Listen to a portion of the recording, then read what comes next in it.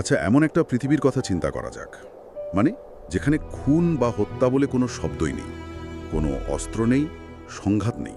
হুম, একদম শান্ত একটা পরিবেশ। হ্যাঁ, পৃথিবীতে কেবল একটি মাত্র মানব পরিবার বসবাস করছে।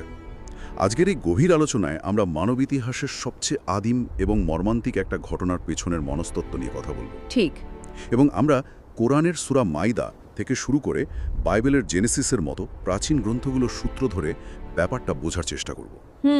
মানে কিভাবে হিংসা আর অনিয়ন্ত্রিত কামনা মানবজাতির প্রথম বিপর্যয় ডেকে এনেছিল। তবে এই পুরো বিষয়টা বুঝতে হলে শুরুর দিকের মানুষদের পারিবারিক কাঠামোটা কেমন ছিল সেটা আগে জানা দরকার। একদম, গোড়ার কথা সেটাই। পৃথিবীর প্রথম মানব প্রজন্ম কিভাবে বংশবৃদ্ধি করবে তার একটা খুব বাস্তব নিয়ম তো তখন ছিল। হ্যাঁ, জোড়ায় জোড়ায় জন্ম নেওয়ার বিষয়টা, তাই না? ঠিক তাই। হজরত আদম ও বিবি হাওয়ার সন্তান জন্ম নিত জোড়ায় জোড়ায়, মানে প্রতিবারে একটি ছেলেও একটি মেয়ে। আচ্ছা, ঐশী বিধান ছিল যে একই জোড়ার ভাই বোনের মধ্যে বিয়ে হবে না। মানবজাতির অস্তিত্ব টিকিয়ে রাখার জন্য ভিন্ন জোড়ার সাথে বিয়ে হওয়াটাই ছিল তখনকার একমাত্র উপায়। আর ঠিক এখানেই মানুষের ওই আদিম প্রবৃত্তি বা নফস খেলাটা ঘুরিয়ে দিল। মানে এই সাধারণ একটা নিয়ম থেকেই পৃথিবীর সবচেয়ে বড় দ্বন্দ্বের শুরু। কারণ নিয়ম অনুযায়ী হাবিলের বিয়ে করার কথা কাবিলের সাথে জন্ম নেওয়া মেয়েটিকে। কিন্তু কাবিলের জোড়ার মেয়েটি তো অপেক্ষাকৃত বেশি সুন্দরী ছিল। হ্যাঁ, আর কাবিলের দাবি ছিল সে নিয়ম মানবে না, ওই মেয়েটিকেই তার চাই। ব্যাপারটা অনেকটা আজকের যুগের এন্টাইটেলমেন্ট বা নার্সিসিজমের মতো শোনায় না, যে আমি যা চাই তা আমাকে পেতেই হবে। নিখুঁত একটা তুলনা। আসলে এটা শুধু সৌন্দর্যের বিষয় ছিল না, এটা ছিল মারাত্মক অহংকারের বহিঃপ্রকাশ। সে ধরে নিয়েছিল যে নিয়ম তার জন্য শিথিল হতে বাধ্য। তো এই সংকটের সমাধানে পিতা আদম একটি ঐশী পরীক্ষার প্রস্তাব দেন, দুজনের কুরবানি। হ্যাঁ, যার কুরবানি স্রষ্টা গ্রহণ করবেন তার সিদ্ধান্তই চূড়ান্ত হবে। তখনকার দিনে এই কবুল হওয়ার ব্যাপারটা খুব দৃশ্যমান ছিল। আসমান থেকে আগুন এসে কুরবানির বস্তুকে পুড়িয়ে দিত। আচ্ছা, এখানে একটু থামি।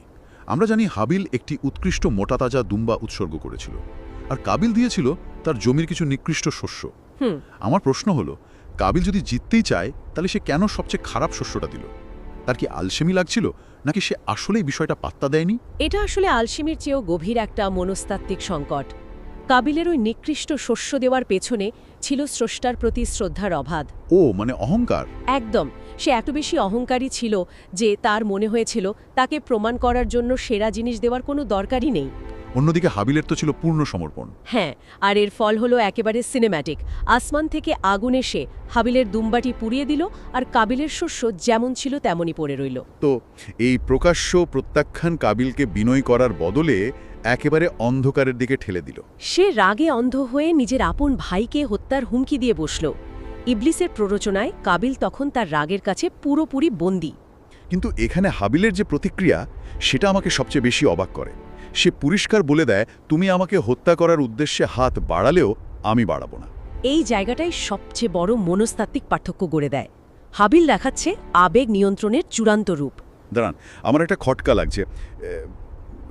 কেউ আপনাকে মারতে আসছে আর আপনি হাত গুটিয়ে বসে থাকবেন? বুঝতে পারছি।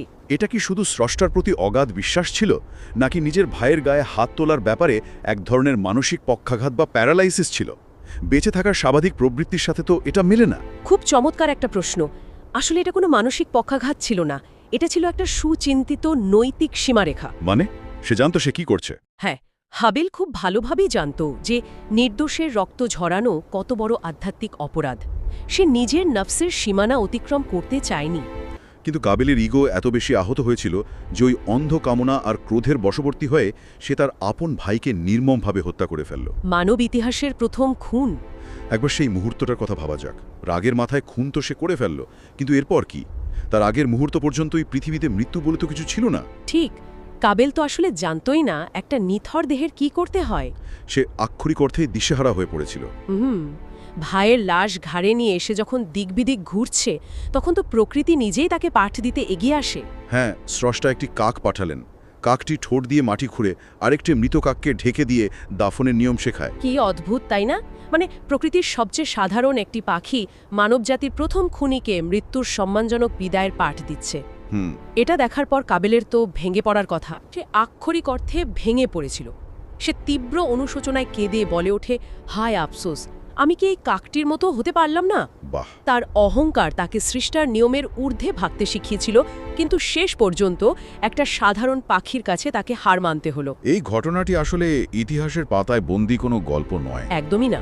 এটি মানুষের কামনা এবং হিংসার ধ্বংসাত্মক পরিণতির এক চিরন্তন সতর্কবার্তা। ঠিক। ধ্বংসটা কোনো অস্ত্রের কারণে হয়নি, হয়েছিল একটা না শব্দকে মেনে নিতে না পারার অক্ষমতা থেকে, নিজের ভেতরের পশুটাকে আটকাতে না পারার ব্যর্থতা। যা আমাদের জন্য খুব অস্বস্তিকর একটা চিন্তার খোরাক রেখে যায়। পৃথিবীর প্রথম অপরাধটি যদি কেবল অহংকার এবং নিজের কামনা নিয়ন্ত্রণের ব্যর্থতা থেকে ঘটে থাকে, তবে আজ আমাদের ভেতরে এবং চারিপাশের পৃথিবীতে প্রতিনিয়ত যে অসংখ্য সংঘাত চলছে, সেগুলো কি মূলত কাবিলের সেই ভুলেরই প্রতিধ্বনি নয়? খুব গভীর একটা প্রশ্ন। নিজেদের অন্তরকে আমরা আসলে কতটা হেফাজত করতে পারছি? এই প্রশ্নটাই আজকের মতো ভাবনার খোরাক হয়ে থাকুক।